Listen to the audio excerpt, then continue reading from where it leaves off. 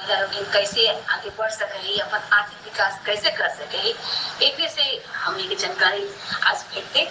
सविता राज आज के वार्ताकार थी और वार्ता के विषय है महिलाओं का आर्थिक विकास कैसे हो।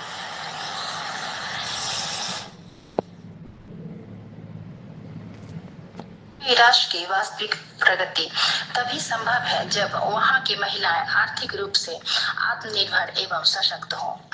आर्थिक रूप से सशक्त होना इसलिए अत्यावश्यक है क्योंकि महिलाओं को आधी आबादी कहा जाता है। यदि देश की आधी आबादी आर्थिक रूप से कमजोर रहेगी तो देश का सर्वांगीण विकास संभव नहीं हो पाएगा। आजकल महिलाएं सभी क्षेत्र में अपनी प्रतिभा का प्रदर्शन कर रही हैं, फिर भी महिलाओं को भेदभाव, अशिक्षा, संसाधनों की कमी एवं कम वेतन जैसी समस्याओं का सामना करना पड़ता है। इसलिए महिलाओं के आर्थिक विकास की दिशा में प्रयास करना आवश्यक है। महिलाओं को रोजगार, शिक्षा, तकनीकी ज्ञान, संपत्ति, ऋण, बैंकिंग एवं व्यवसाय पर समान अधिकार प्राप्त होना चाहिए। जब कोई महिला स्वयं आय अर्जित करती है तभी आर्थिक रूप से सशक्त हो पाती है और अपने आर्थिक निर्णय स्वयं ले पाती हैं। महिलाओं की आर्थिक भागीदारी बढ़ने से राष्ट्र में बेरोजगारी कम होती है, उत्पादन क्षमता बढ़ने से राष्ट्रीय आय में वृद्धि होती है, आर्थिक एवं सामाजिक असमानता कम होती है, गरीबी घटती है। आर्थिक रूप से सशक्त महिला अपने अधिकारों के प्रति जागरूक रहती है। ग्रामीण क्षेत्र हो या शहरी क्षेत्र, महिलाओं के आर्थिक विकास में बहुत सी बाधाएं हैं। कई घरों में आज भी लड़कियों की शिक्षा पर ध्यान नहीं दिया जाता। विवाह के बाद बंधन, रोजगार के सीमित अवसर, कार्य क्षेत्र पर या रास्ते में असुरक्षा, वित्तीय संसाधनों की कमी, सामाजिक रूढ़ियां महिलाओं के विकास में बाधा बनती हैं। महिलाओं का आर्थिक विकास कैसे हो, ये समाज और सरकार के लिए सोचनीय विषय है। आर्थिक रूप से सक्षम महिला ही आत्मसम्मान के साथ जीवन जी सकती हैं और राष्ट्र के विकास में भी अपना योगदान दे सकती हैं। महिलाओं के आर्थिक विकास के उपाय। पहला है, प्रत्येक महिला को गुणवत्तापूर्ण शिक्षा उपलब्ध कराई जाए। शिक्षा का प्रचार प्रसार जरूर किया जाए। तकनीकी और व्यावसायिक शिक्षा को बढ़ावा मिलना चाहिए। दूसरा है, महिलाओं के लिए निजी और सरकारी सभी जगहों पर समान अवसर और समान वेतन की व्यवस्था की जाए। तीसरा है, महिलाओं को कम ब्याज पर ऋण मिलना चाहिए जिससे लघु उद्योगों को बढ़ावा मिले। चौथा है, महिलाओं को उनके कानूनी अधिकारों के प्रति जागरूक होना चाहिए। उन्हें घर और कार्यस्थल पर सुरक्षा एवं समान अवसर से संबंधित कानूनों की जानकारी होनी चाहिए। पांचवा है, महिलाओं को स्वरोजगार के लिए प्रशिक्षण दिया जाना चाहिए। डिजिटल कौशल एवं तकनीक का प्रशिक्षण भी अनिवार्य होना चाहिए। छठा है, महिलाओं को वित्तीय रूप से भी साक्षर होना पड़ेगा।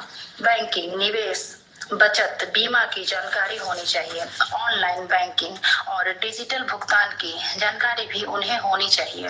सातवां है, सरकारी योजनाएं जैसे प्रधानमंत्री मुद्रा योजना, राष्ट्रीय ग्रामीण आजीविका मिशन, स्टैंड अप इंडिया एवं अन्य महिला कल्याण योजनाओं का लाभ महिलाओं को मिलना चाहिए। आठवां है, उत्तराधिकार और संपत्ति के अधिकार में महिलाओं को अधिकार मिलना चाहिए और उन्हें ये सब पता भी होना चाहिए। परिवार या अन्य आर्थिक निर्णयों में महिलाओं की भागीदारी बढ़ाई जाए। आर्थिक रूप से सक्षम महिला अपने परिवार की आय बढ़ाने के साथ बच्चों की शिक्षा, भविष्य और स्वास्थ्य पर भी सकारात्मक प्रभाव डालती हैं। जब महिलाएं आत्मनिर्भर बनती हैं तो उनमें आत्मविश्वास बढ़ता है और वे जीवन से जुड़े निर्णय लेने में सक्षम होती हैं। इससे समाज में समानता और सम्मान की भावना भी मजबूत होती है। महिलाओं का आर्थिक विकास महिलाओं के हित में ही नहीं बल्कि संपूर्ण समाज, परिवार एवं राष्ट्र की उन्नति के लिए आवश्यक है। परिवार, समाज और सरकार सभी का कर्तव्य है कि महिलाओं के आर्थिक विकास में सहयोग प्रदान करें। महिलाओं के आर्थिक विकास की बातें केवल कागजों एवं योजनाओं तक सीमित नहीं रहनी चाहिए, बल्कि उनका वास्तविक लाभ समाज की हर महिला तक पहुंचना चाहिए। तभी हर वर्ग की महिला आर्थिक रूप से सक्षम और आत्मनिर्भर हो पाएगी। महिलाओं के आर्थिक सशक्तिकरण को राष्ट्रीय विकास की प्राथमिकता बनाया जाना चाहिए। पुरुषों के साथ जब महिलाएं भी आर्थिक रूप से सक्षम होंगी, तभी एक समृद्ध, समान और विकसित भारत का निर्माण संभव होगा। राधिका अंबानी ने कहा कि महिलाओं के लिए आर्थिक आत्मनिर्भरता बेहद आवश्यक है। किसी महिला की पहचान केवल इस बात से नहीं होनी चाहिए कि वह किसकी बेटी या पत्नी है। उन्होंने कहा कि स्वतंत्र रूप से निर्णय लेने की क्षमता और कठिन परिस्थितियों से बाहर निकलने की आर्थिक स्वतंत्रता ही महिलाओं के लिए वास्तविक समानता का अधिकार है। संयुक्त राष्ट्र ने भी सतत विकास लक्ष्यों में महिला सशक्तिकरण को प्रमुख उद्देश्य के रूप में स्वीकार किया है। महिला सशक्तिकरण का सबसे प्रभावी तरीका है आर्थिक सशक्तिकरण। जो महिलाएं आत्मनिर्भर हैं और आर्थिक रूप से स्वतंत्र हैं, वे ही वास्तव में सम्मानजनक जिंदगी जी रही हैं। भारत में आर्थिक विकास के लिए महत्वपूर्ण सरकारी योजनाओं के तहत बिना गारंटी के 10 लाख तक का लोन मिलता है, जिसका बड़ा लाभ महिला उद्यमियों को हो रहा है। आधी से अधिक 53% महिलाएं आर्थिक रूप से स्वयं को स्वतंत्र महसूस करती हैं। उम्मीद है आगे इसमें बढ़ोतरी होगी।